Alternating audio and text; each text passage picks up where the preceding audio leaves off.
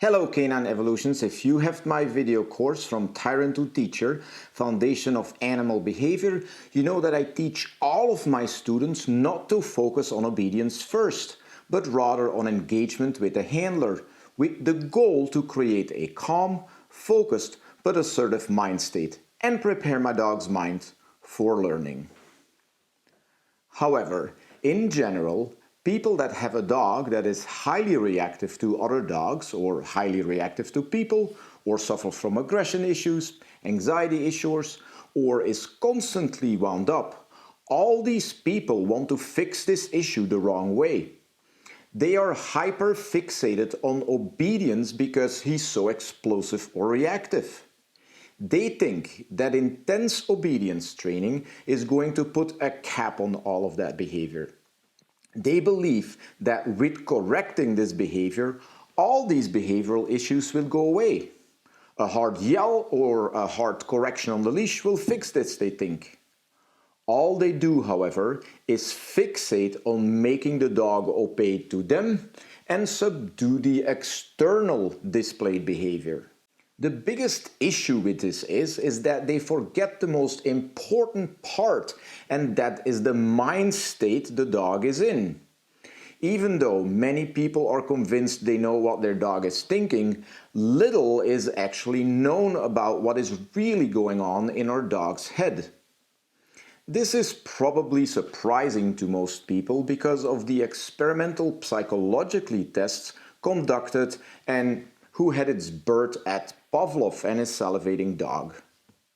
In today's modern science, researchers have studied the dog's brain activity with the help of MRI scans and EEG technology, and it's in the last decade that knowledge had begun to change with research in canine cognitive science. Yet, we still don't know what they are actually thinking. What we do know, however, is the different mind states the dog is in and how these different mind states and arousal levels affect learning and the dog's cognitive response.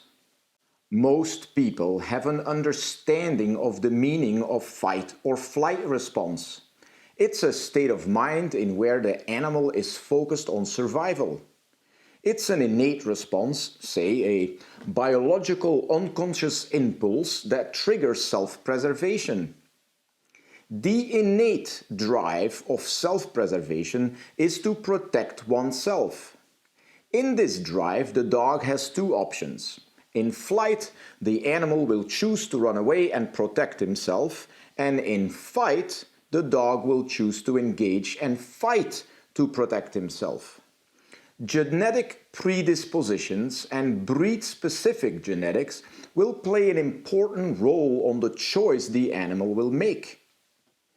Dogs with a higher defense drive are more likely to engage in a fight, where dogs with a lower defense drive are more likely to back down and disengage by running away. In this mind state or drive, we also see dogs that show avoidance. They will stick around but won't interact with a stressor. Another drive we will see in self-preservation is prey drive. Some people call it hunting drive or even play drive. In my personal opinion, I believe prey drive is the most correct definition of the desire to chase something and eventually kill it and eat it. Prey drive is an innate drive that is manifested in all domestic dogs. However, depending on the breed-specific genetics, it will be more or less prevalent. When a dog is in this self-preservation, his arousal levels are increased. Many hormonal changes take place, increase of cortisol for example, adrenaline, and in some cases dopamine, etc.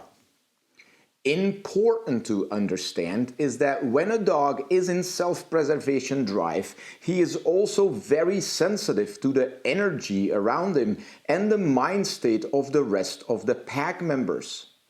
Your dog will be able to smell or sense your state of mind too.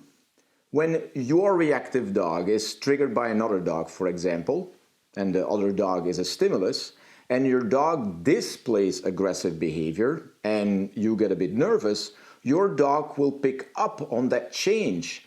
And in most cases, and this is the dangerous part about it, will associate your change with that stimulus. And in this case, that stimulus is the other dog. This confirms that your dog's initial response was correct. When a dog is in that self-preservation drive, in a high state of arousal, learning cannot happen. Something most people don't really quite understand. When your dog is constantly in defense and in self-preservation mode, and you give him a harsh correction, the only thing you're trying to cap is external displayed behavior in the flight or fight response, but you don't change the mind. The only thing you do is having a pressure cooker effect. The dog subdues his external display behavior because of avoidance of a correction from you, while on top you are damaging your relationship with him, and on top of that, 6 months down the road, the reactivity pops up again, but now it's 10 times as strong. So before we can bring our dogs into a learning mind state, we need to understand another very important drive, and that is pack drive. When your dog has a balanced relationship with you, in which he is not the alpha, dogs will follow your flow, your mind state. When you are calm, they are calm. When you have built your relationship correctly, pack drive accounts for the least amount of stress on the dog. The only thing they need to focus on is you and not their environment. Something that I teach all of my students in my From Tyrant to Teacher Foundation of Animal Behavior course. A balanced, happy dog is a dog that is allowed to be, is in pack drive, and is focused on his handler. However, when your mind state and energy changes because of another dog, for example, because of the mailman approaching, you just trigger your dog and his other innate drives will take over. So, in order to change his behavior, we need to start by changing our behavior. We need to start by changing our energy, our mind state. We need to convince him by pack energy that there are better choices out there. I have to start moving with him. I have to take him out of his self-preservation drive and back to prey drive. I have to prepare his mind to absorb new information. If I don't do that, I am going to keep running right into a wall. Most behavioral issues can be avoided by, instead of focusing on obedience in your puppy training or when your dog gets into your life, is actually to focus on preparing the mind for learning. Obedience doesn't change how our animals perceive the world and how they react to it. If I have done the work correctly and my dog understands that a calm, assertive mind state, impact drive, with engagement and focus on me will lead to success and basically result in survival, then your dog is not going to pay as much attention to the various stimuli in his environment, but rather focus on you. And now learning can happen.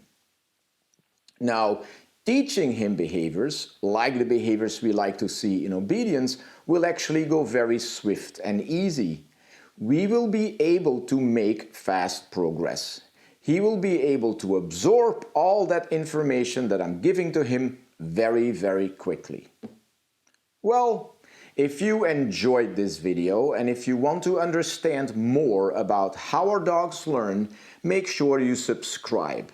Hit that bell and turn on all the notifications so you never miss a video. Thank you for watching, and I'll see you next time.